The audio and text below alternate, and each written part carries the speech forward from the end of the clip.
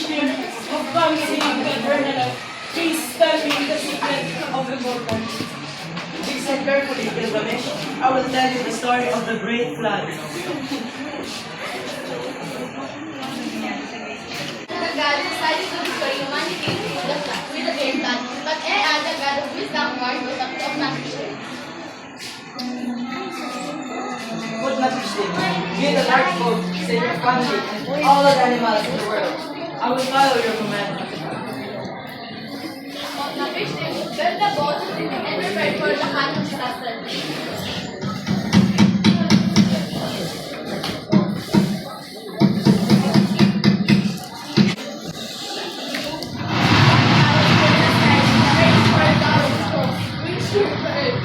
The flood covered the land for many days and nights, destroying everything in its path.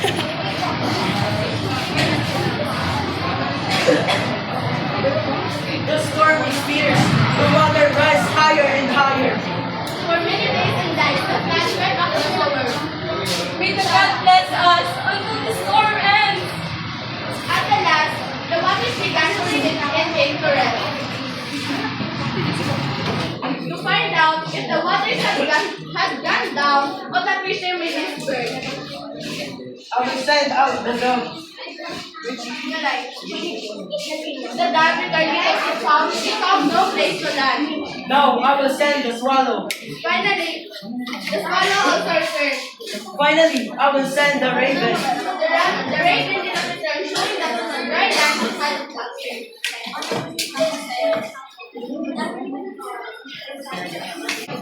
Were rewarded by the bats. The God showed mercy to us. Who have been blessed beyond measure. The gods granted them eternal life and allowed them to live from ordinary humans.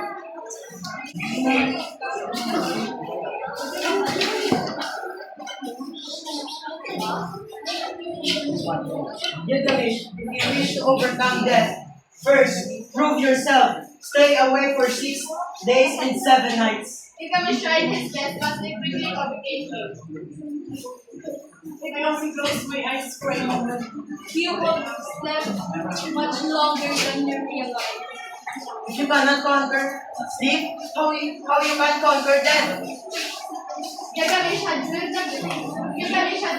the tent and regularly, seeing his disappointment, Okapishtim once spoke to his husband. But Napishtim, my husband, Gilgamesh has traveled so far and suffered so many hardships. Could he not receive a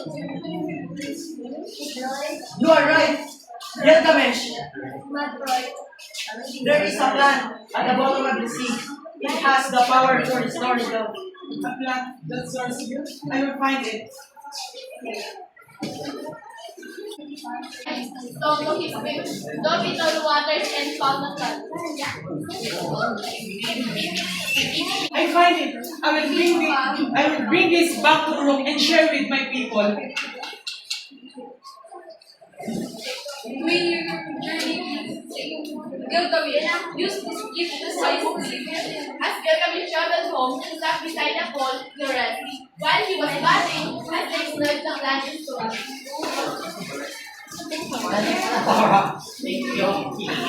All my hard work has been lost.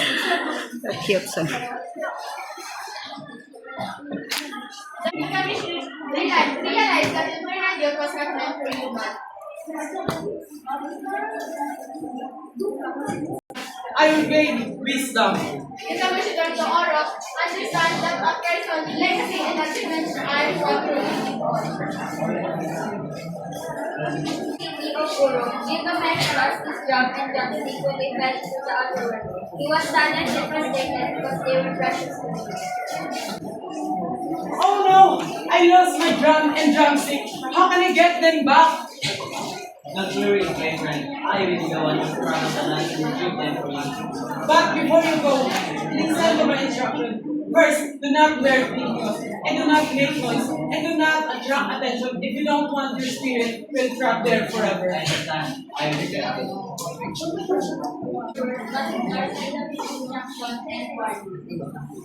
Enkidu! Enkidu! Where are you? Gilgamesh mourned the loss of friend. Gilgamesh dedicated his prayer to the gods to see his friend do once more.